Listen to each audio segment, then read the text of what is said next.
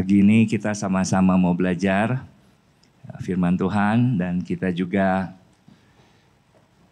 mau belajar sesuatu yang sesuai dengan value kita yang sudah kita pelajari dalam beberapa lama ini ya. Minggu lalu kita belajar soal janji. Ya. Minggu lalu kita bicara soal janjinya, perkataan dan perbuatannya itu sejalan. Ya.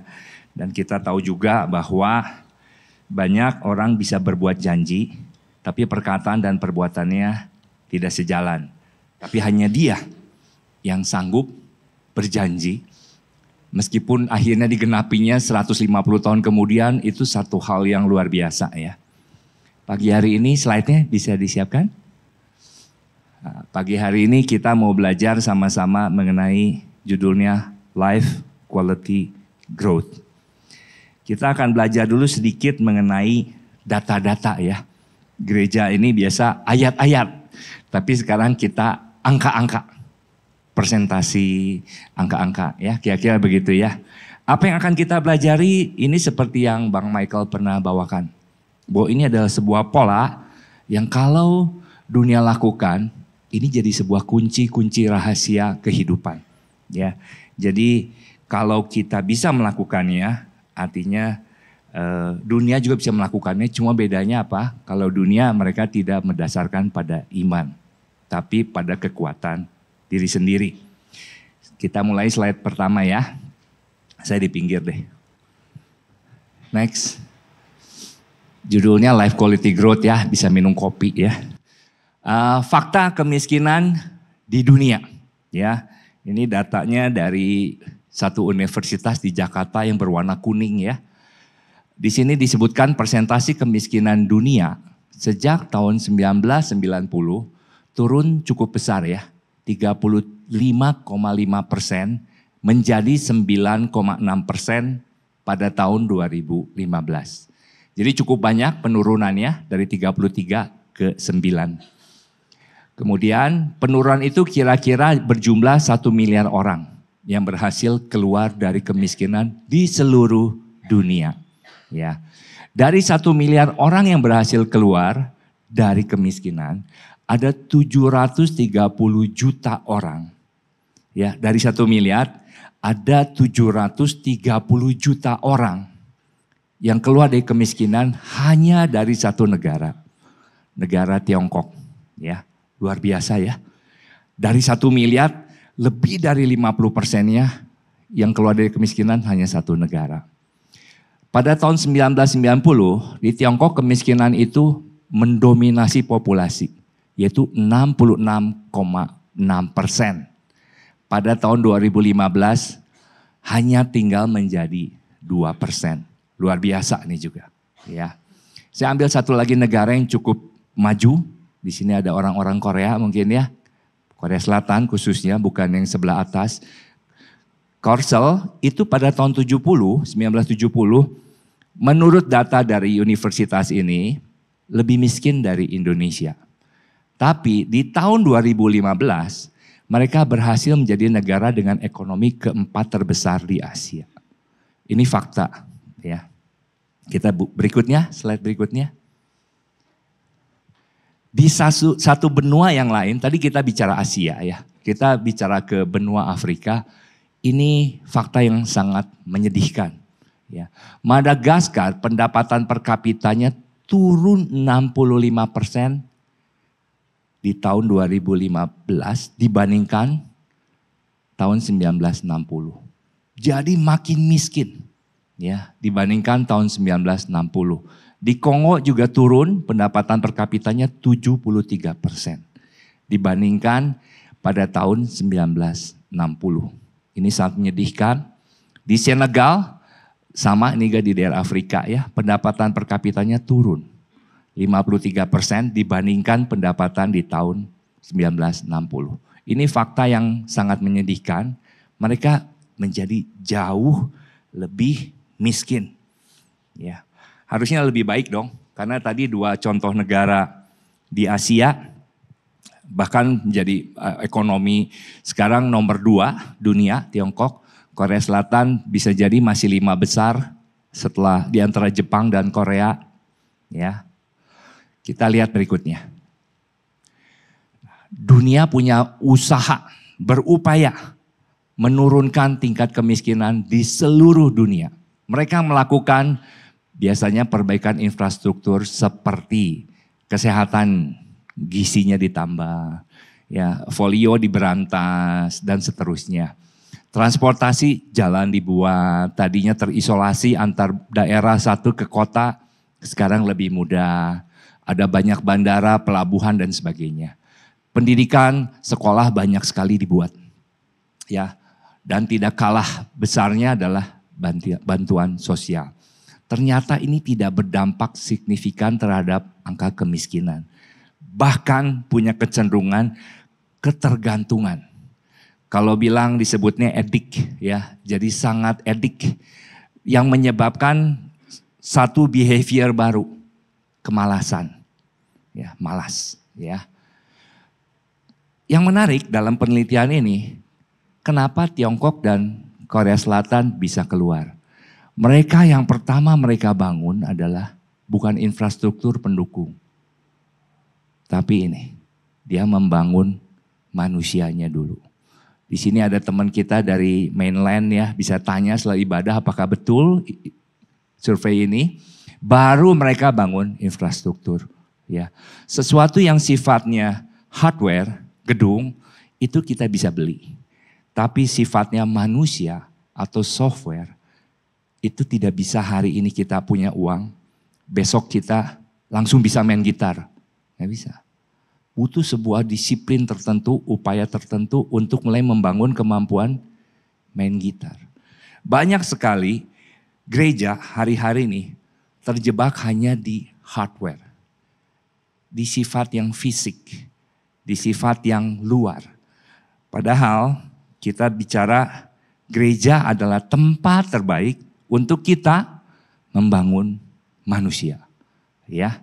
Gereja tempat terbaik membangun manusia, bukan manusia membangun gereja atau pelayanan.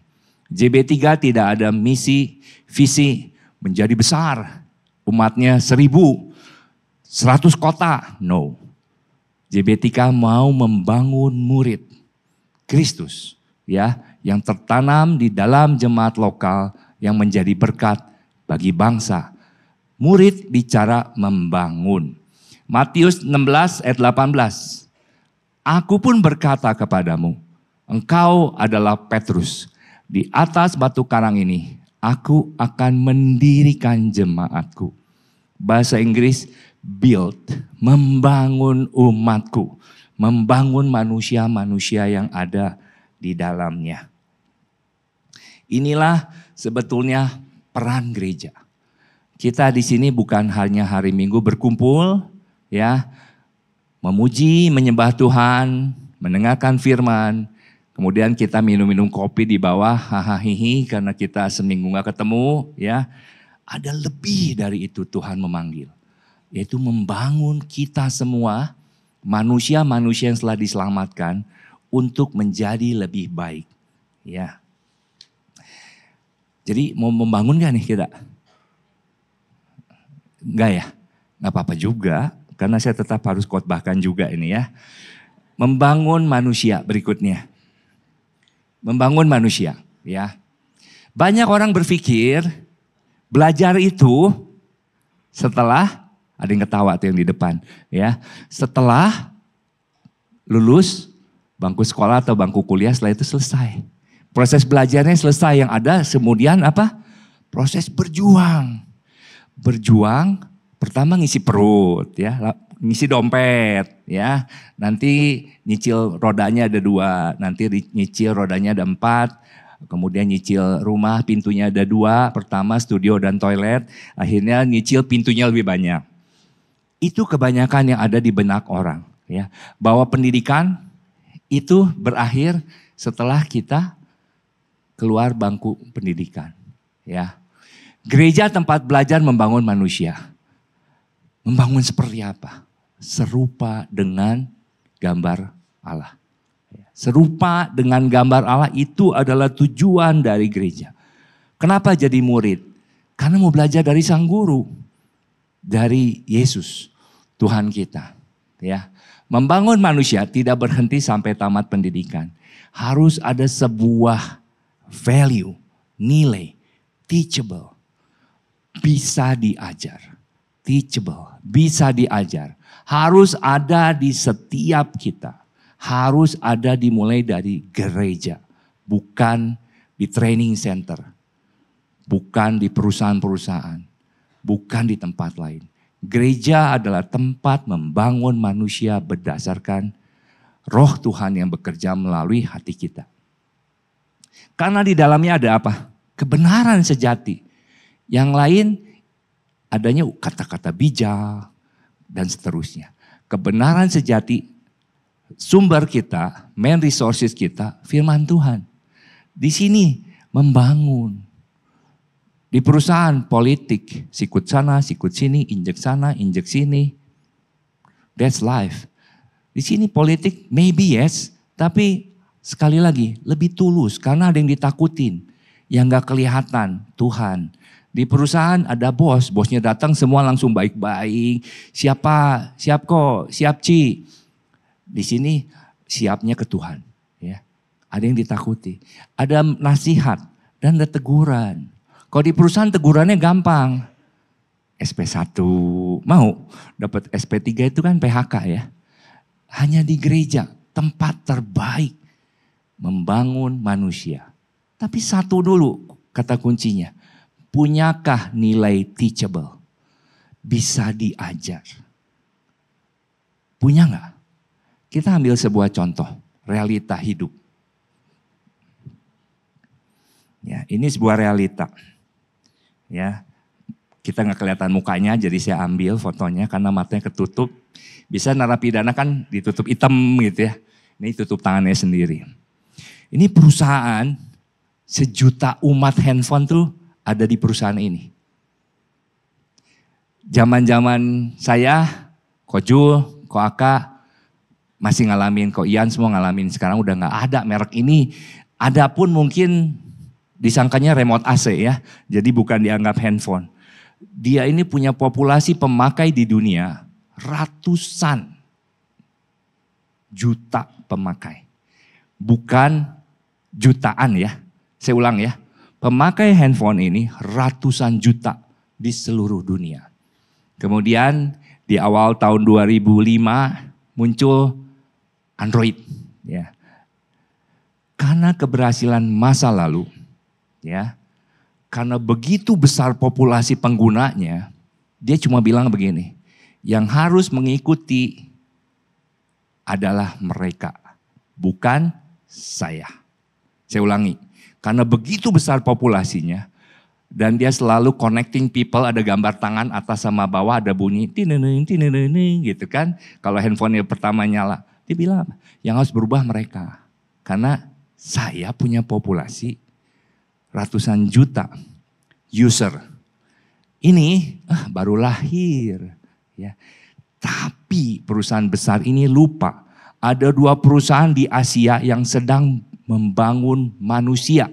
Bukan membangun brand. Nokia membangun brand.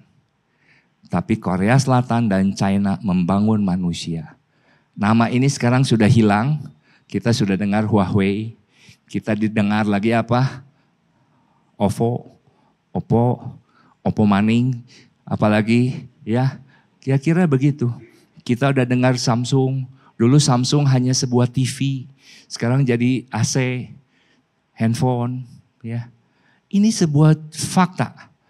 Ketika kita tidak mau berubah, ketika kita merasa saya sudah tahu semuanya, keberhasilan masa lalu membuat perusahaan raksasa loh ini. Teman-temannya saya nggak usah sebutin lah, ya. Teman-temannya juga sudah hilang, ya.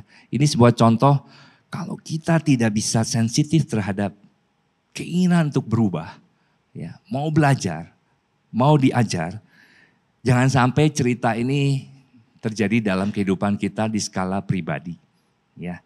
Sangat memilukan, sangat memilukan. Ayo kita bicara teachable di gereja, mulai dari mana? Next step. Teachable di gereja dimulai dari mana? Ini saya ngambil buku ya, katanya good book can change your life. Ini adalah Bible menurut saya ya. Roma 12 ayat 2. Janganlah kamu menjadi serupa dengan dunia ini, tetapi berubahlah oleh pembaharuan budimu. Be transformed by renewing your mind. Transform berasal dari kata dasar trans dan form. Trans itu artinya menerobos. Makanya ada transportasi, menerobos dari satu kota ke kota lain.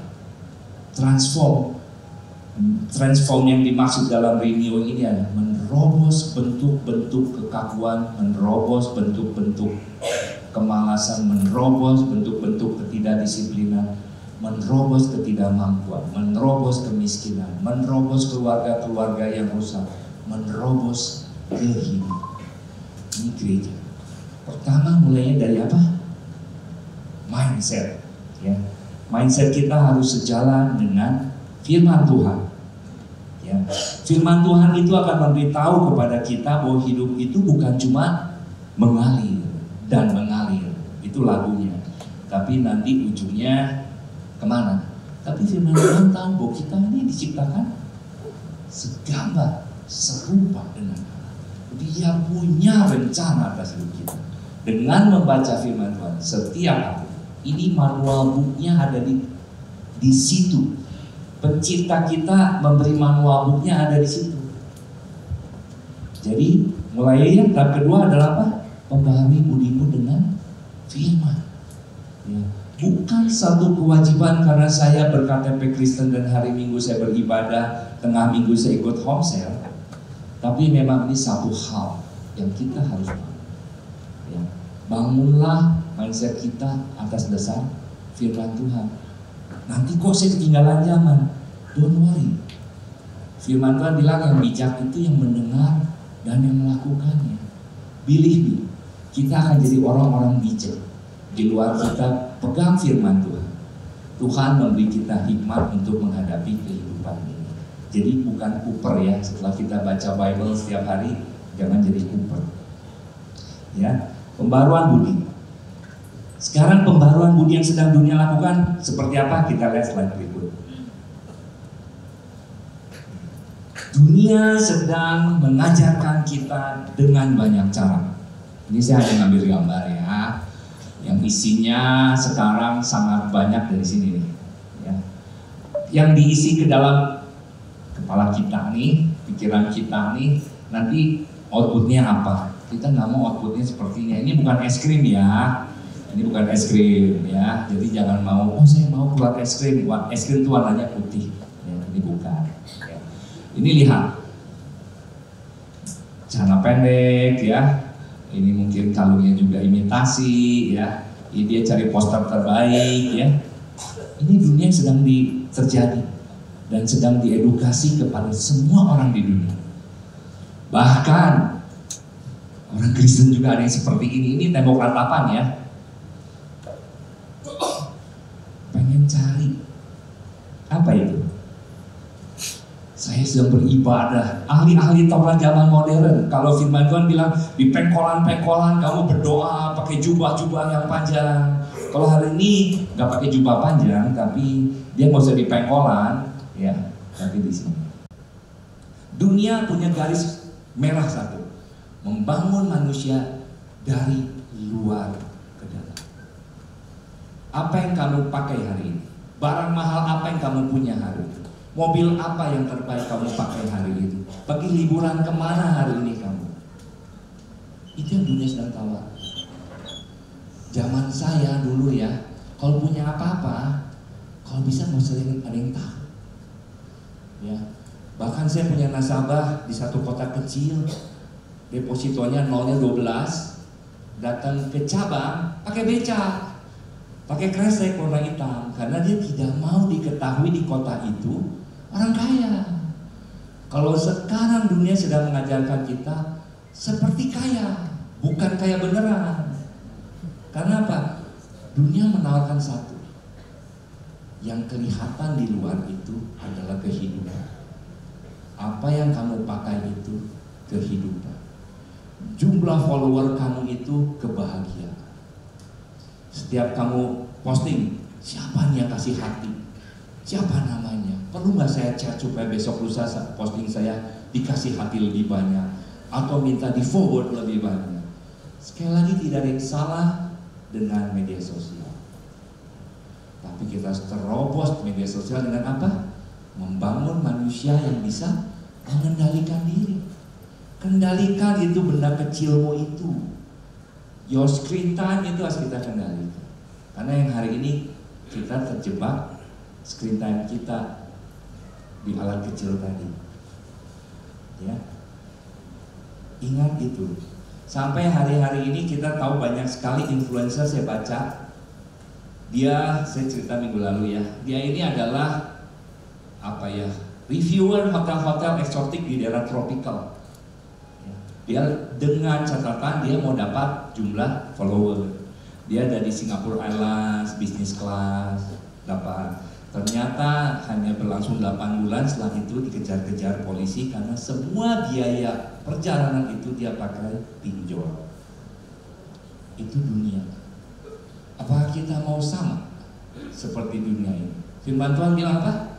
Jangan jadi serupa dengan jangan jadi serupa dengan dunia. Dunia sedang mengajarkan sesuatu yang dari luar ke dalam. Next slide. Next. Kehidupan yang Tuhan inginkan seperti ini sebetulnya. Ya. Baca, terang. Usah jauh-jauh dulu lah. Firman Tuhan adalah pelita, bukan senter, bukan lampu halogen, bukan LED. Pelita itu hanya lihat jaraknya 1 langkah, 2 langkah ke depan. Dunia dalam Tuhan, sekali lagi, inilah kira-kira. Yang isinya dari luar ke dalam, mudah kepancing emosi. Kamu bisa tambah lagi nggak? Tapi yang isinya firman Tuhan, ini ya ketawa aja. Nanti udah selesai marah, kita tanya, udah selesai belum? Sorry. Biasanya lawan bicara kita malu. Ya. Jagalah hatimu dengan segala kewaspadaan, karena dari situlah terpancar kehidupan. Pertama mulai dari mana? Tuhan membangun kehidupan selalu dari dalam keluar.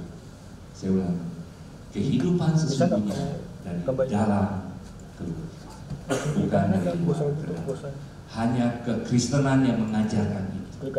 Jagalah hati dengan segala kewaspadaan. Apa yang ada dalam hati kita menentukan membangun kehidupan seperti itu.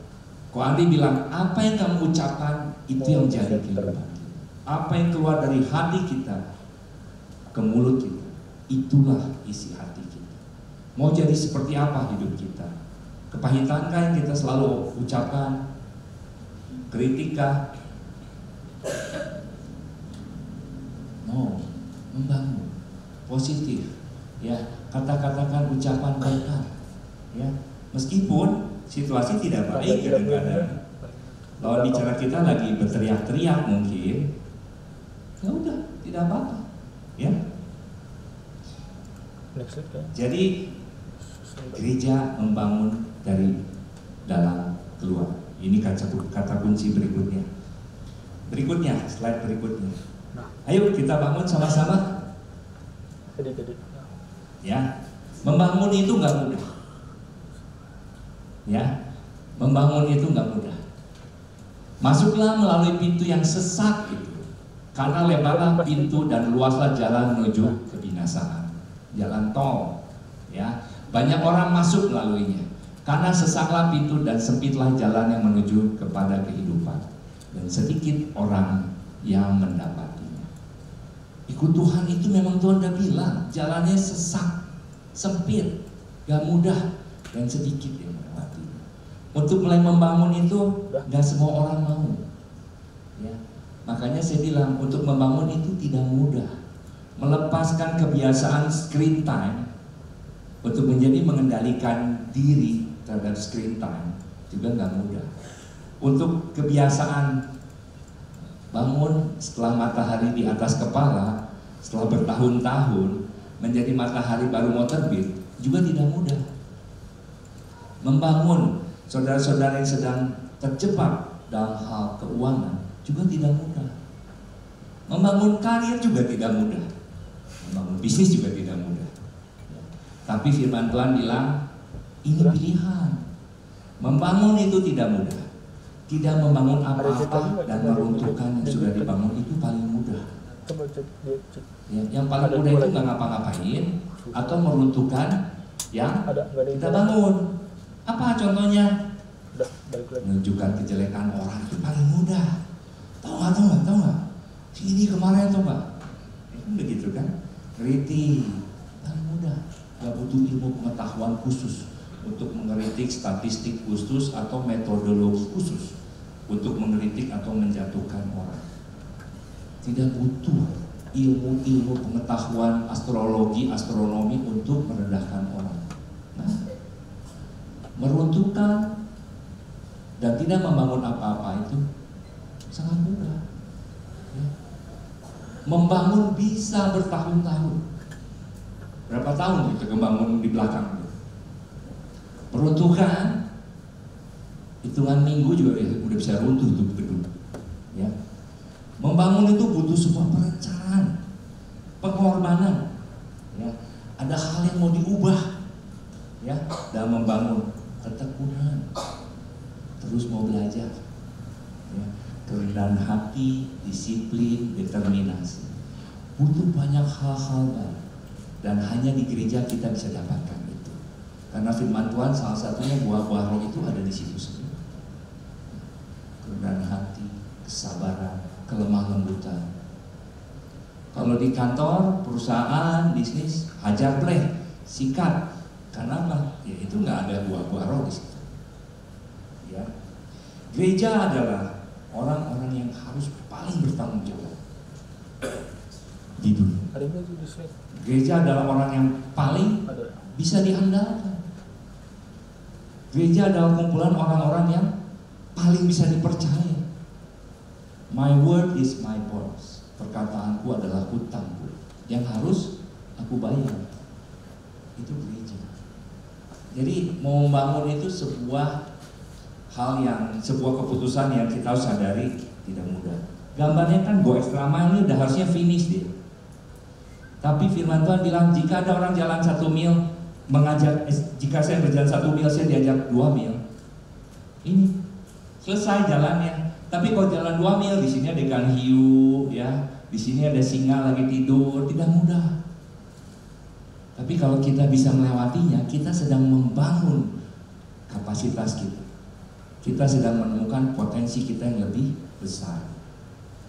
Berikutnya, mau ngebangun nggak? Siapa yang mau angkat tangan? Yang nggak angkat tangan nggak apa-apa. Artinya memilih tidak melakukan apa-apa atau meruntuhkan. Ya, nanti banyak belajar sama orang-orang Madura tuh, yang tukang bongkar kapal, bongkar besi, ya. Yuk kita mulai bangun. Bangunnya dari mana? Kita bicara satu firman kunci. Disinilah gereja. Belajar membangun juga ada di sini. Makanya apa? Tertanamlah dalam jemaat lokal, di mana kita akan dapat makanan yang pas, ya. Makanan yang kita butuhkan hari ini serat, ya lotek lah, ya karedok lah. Ya. Kalau makanan yang terlalu banyak nanti proteinnya obesitas. Ya. Mazmur 1 ayat 1 sampai 3. Ya. Ini sederhana, kita terlalu sering sehingga kadang-kadang kita lupa artinya. Kita baca ya. Mazmur 1 ayat 1 sampai 3. Berbahagialah orang yang tidak berjalan menurut nasihat orang fasik. Kalau menurut nasihat orang fasik, jadi kata-kata di depannya apa nih? Bahagia enggak? Kan katanya berbahagia orang yang tidak berjalan menurut orang fasik. Jadi kalau kita menurut orang fasik di sini bahagia atau enggak? Tidak. Bersedihlah, bermalanglah, sueklah, spesiallah kamu, ya. Yang tidak berdiri di jalan orang berdosa, yang tidak duduk dalam kumpulan pencemooh. Ini ada kata kunci banyak di sini. Tetapi kesukaannya ialah Taurat Tuhan dan merenungkan Taurat itu siang dan malam. Kok saya udah dengar ini dari kecil, dari sekolah minggu, sama saya juga. tapi waktu udah lahir saya dengarnya, waktu di kandungan belum. Ia seperti pohon yang ditanam di tepi aliran air, yang menghasilkan buah pada musimnya dan tidak layu daunnya. Apa saja yang diperbuat berhasil. Kita mau belajar hari ini satu RAB, rencana anggaran biaya pembangunan satu proyek dulu di ruangan ini. Dari Mazmur 1 ayat 3. Apa yang mau kita bangun kok? Kehidupan pribadi kita dulu lah. Ya, hubungan kita dengan Tuhan. Apa yang mau kita bangun? Mungkin karier kita. Apa yang mau kita bangun? Mungkin hubungan kita dengan pasangan kita. Hubungan kita orang tua dengan anak-anak kita. Bisnis kita bisa jadi. Apalagi anything, apapun itu bisa mulai dengan pola ini. Ya. Mari kita lihat sama-sama slide berikutnya. Tahap-tahap membangun. Pertama kita harus memutuskan untuk mau membangun tadi. Susah nggak? Susah. Tapi putuskan meskipun susah karena kita mau membangun. Dengan mengubah lingkungan pergaulan. Mencemooh, mengkritik, ya, melakukan kejahatan, ya, itu bukan membangun. Itu meruntuhkan. Ya. Itu bukan membangun. Bisa jadi itu tidak melakukan apa-apa. Ya. Tapi berkumpul dalam orang yang tadi ada nasihat, ada teguran, ada kebenaran sejati. Itulah yang membangun. Cari orang-orang yang sama-sama mau belajar, mau diubahkan, teachable. Ya. Gak ada lagi ini mah gue banget, bawaan orang gue dari dulu begini, dari nenek moyang gue begini, itu nggak ada. Value teachable, terbuka untuk dikritik. Value teachable, terbuka untuk terus belajar. Never stop learning. Ya. Tahap kedua, ya, ubah mindset. Ya, memutuskan untuk belajar mengubah mindset. Ya, kenapa? Merenungkan firman Tuhan siang dan malam. Apa yang kita baca pagi, siang kita masih ingat, sore masih ingat, malam masih ingat. Bukan kita menghafal, tapi ini bicara bahwa Tuhan selalu ada dalam perjalanan keseharian kita. Iman kita kepada Dia dalam mau bernegosiasi, dalam melakukan tanggung jawab sebagai seorang ibu rumah tangga, mungkin memasak. Saya ingat, saya melakukan ini seperti untuk Tuhan, bukan untuk manusia. Ketika kita mengemudikan mobil, mungkin kita ingat bahwa hari ini saya sedang bawa mobil untuk memberi nafkah buat pendidikan anak saya. Kasih tahu itu berapa ini. Mulailah merenungkan itu siang dan malam. Kesukaannya. Jadi memilih untuk suka dalam apa? Buku yang tebal itu, yang sekarang udah jadi tipis, ada di handphone kalian. Ya, kesukaannya adalah Taurat Tuhan. Setelah 2 syarat ini dipenuhi, Tuhan baru kasih lahan strategis. Ia seperti pohon yang ditanam di tepi aliran air. Banyak orang hanya minta, Tuhan saya mau jadi pohon di tepi aliran air. Tapi 2 syarat di atas belum dipenuhi. Yang ada, kenapa Tuhan kering kerontang? Indonesia tropical, kenapa kayak di Sahara nggak ada air? Karena 2 poin di atas saudara belum penuhi. Ya. Berapa lagi sih? Strategis dalam membangun pohon, menanam pohon di tepi aliran air. Aliran air bicara mengenai kehidupan. Ya. Kemudian nanti akan menghasilkan buah pada musimnya. Jangan kita mau dulu, tapi kita blessing orang dulu. Ya, buah tidak pernah dinikmati oleh pohon. Ya, pohon ditanam oleh petani, buahnya dijual oleh petani. Ya, tidak pernah dinikmati oleh petani, oleh pohon, tapi oleh orang lain dijual. Ya, menghasilkan buah pada musimnya. Apakah kita sudah jadi berkah? Apa kita hanya mencari berkah? Berbeda. Pola pikir itu jadi sangat berbeda. Sudahkah kita memberkati? Apa yang bisa saya lakukan, Bro? Menasihati orang, menyemangati orang, mendengar keluh kesah orang, berdoa untuk masalah teman kita, saudara kita. Itu menjadi berkat. Nanti akan ada panas terik, tapi tidak layu daunnya. Tidak layu daunnya. Ujian akan datang, don't worry. Ada tambahan. Angin, hujan, banjir pasti datang. Inilah kekristenan. Tuhan tidak pernah menjanjikan semua lancar, ya. Tapi banyak remedialnya kalau ujian gagal. Ada kasih karunia demi kasih karunia. Kasih setianya tidak berkesudahan. Panas terik itu pasti datang, jangan baper sama Tuhan. Ujian pasti datang, jangan baper sama Tuhan. Tapi kalau ujian gak lulus-lulus, cari bimbingan belajar, ya. Mungkin ada yang salah kamu dengan ikut Tuhan begitu, ya. Terlalu ego mungkin, ya. Kamu nanamnya pohon kencur pengen berbuah durian, ada yang salah dengan kamu, ya. Ada salah dengan mindset. Inilah keluarga, inilah gereja. Tegurlah kalau ada yang salah. Tuhan, aku babak belur Tuhan, karena mungkin mindset yang salah. Ya, berubahlah. Ini yang paling sering dikutip, paling bawah nih. Apa saja yang diperbuatnya, semua mau berhasil nggak? Cuma tante di belakang. Ada yang mau berhasil bisa angkat tangannya? Mau membangun nggak? Senggol temennya. Kamu mau bangun nggak? Maksudnya tadi ada yang tidur saya lihat dari sini. Ya, bukan ya. Apa saja yang diperbuatnya berhasil. Siapa yang mau berhasil? Semua di ruangan ini yang normal mau berhasil. Bang Michael bilang lancar. Kalau saudara punya planning, lancar. Kalau saudara punya hubungan dengan istri, lancar. Ya. Dompet, lancar. Ya, bukan lancar bayarnya, lancar masuknya gitu ya. Jadi apa yang diperbuat berhasil itu bukan cuma negara Tiongkok dan Korsel aja. Kita bisa nggak? Bisa nggak? Cuma 10 orang. Bisa?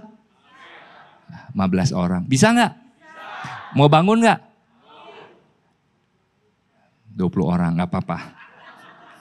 Ya, mau bangun, tidak membangun atau meruntuhkan keputusan saudara. Setuju? Ya. Apa saja yang diperbuat berhasil akan kelihatan nanti apa? Firman atau tema 2024 apa? Be a light.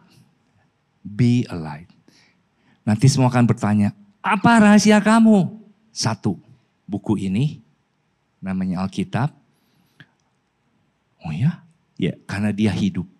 Hidup dalam hidup saya, hidup dalam karir saya, hidup dalam keluarga saya, hidup dalam segala apapun yang kami lakukan dalam keluarga kami. Mau itu terjadi di JB3? Mau? Yang aminnya selalu 10-15 orang ya. It's okay. Lanjut. Membangun gak cukup hari Minggu. Mau kapan selesainya bro? Hah? Bangunan pengen tinggi ya 10 lantai. Kerjanya cuma hari Minggu. 45 menit pula. Sisanya ngopi sama snack. Apa yang mau dibangun bro? Apa yang bisa jadi bangunan itu? Gak cukup. Tidak cukup. Gereja adalah keluarga rohani. Ya, tempat membangun kehidupan. Gak cukup di hari Minggu. Not enough. Kita ada Komsel. Ya. Kita punya tagline Life Quality Growth. Satu kehidupan yang berkualitas, yang terus bertumbuh. Bukan di hal rohani saja, tapi tadi menjamah pekerjaan saudara, menjamah keuangan saudara, menjamah behavior saudara, mengubahkan habit saudara, kedisiplinan saudara. Mau nggak? Hanya ada di hati saudara yang bisa menjawab. Life quality growth. Buat saudara yang belum tergabung dalam Komsel, Homesel, welcome. Jemaat ini menyadari bahwa keluarga penting peranannya. Ya, di situ kita menguatkan, menegur, kita bisa berdoa bersama-sama, menyelesaikan banyak hal. Ya, di situ juga tapi tempat kita bergesekan, pika sebelen, tapi tetap kita menghargai dia, mengampuni dia, dan hanya di gereja. Percaya nggak? Di kantor, pika sebelen, udah ngomong sama orang itu sedikit aja, simple. Di komsel, ketemu lagi, ketemu lagi, ketemu lagi. Di situ kita belajar apa? Tuhan, aku menghormati, aku mengasihi dia. Dia pinjem barang gak ngembaliin, pika sebelen juga. Tapi ada di komsel, gimana? Pertama mungkin pahit juga, sepet juga nih dia. Dia lupa apa dia pinjem barang. Tapi di situ kita belajar apa? Tuhan, semua milikmu Tuhan. Aku ini hanya dititipkan. Tapi di situ kita belajar punya hati apa? Yang lebar. Kataku akad tenglang, usus panjang, yang sabar, ususnya panjang gitu ya. Di sini kita belajar. Di keluarga seperti ini yang tidak sempurna. Jadi ngebangun tidak cukup di hari Minggu. Amin. Itu yang bisa disampaikan firman pagi hari ini. Kita mau membangun kehidupan yang berkualitas dan bertumbuh di dalam gerejanya. Kita bukan hanya setiap hari Minggu bayar parkir mahal, macet-macetan. Enggak ada tujuan. Sekarang saya jelaskan tujuannya jelas. Kita mau membangun. Kita mau ketemu di tengah minggu, pulang kerja capek-capek. Jelas tujuannya, bukan kumpul-kumpul makan-makan dan nyanyi-nyanyi saja. Ada yang mau dibangun bersama. Baik sebagai jemaat maupun secara pribadi. Kami tidak membangun pelayanan. Kami membangun manusia melalui gereja. Mari kita berdoa. Tuhan, kami bersyukur Tuhan untuk firman pagi hari ini. Engkau punya tujuan yang begitu indah Tuhan atas setiap kami. Begitu mulia Tuhan atas setiap kami. Tuhan, ini kami Tuhan. Engkau tahu setiap hati Tuhan. Kerinduan, harapan dari setiap kami di ruangan ini. Kami mau membangun hidup kami di atas dasar-Mu Tuhan. Kami membangun kembali Tuhan kehidupan saat teduh kami Tuhan di dalam Engkau. Bahwa kami sedang bangun kehidupan yang lebih baik bersama Engkau Tuhan. Bahwa kami mau kehidupan kami, masa depan kami Tuhan di dalam Engkau Tuhan. Engkau yang menjanjikan kehidupan Tuhan. Engkau yang menjanjikan masa depan yang cerah Tuhan. Kalau hanya ada pergumulan Tuhan, ada masalah Tuhan, tolong kami semua. Beri kami jalan keluar, beri kami hikmat. Buat saudara-saudara yang belum tergabung dalam keluarga di JB3 ini Tuhan. Biar mereka juga bisa bergabung bersama kami membangun kehidupan di dalam Engkau. Terima kasih Tuhan untuk firman-Mu pagi hari ini. Kami berdoa di dalam nama-Mu Tuhan.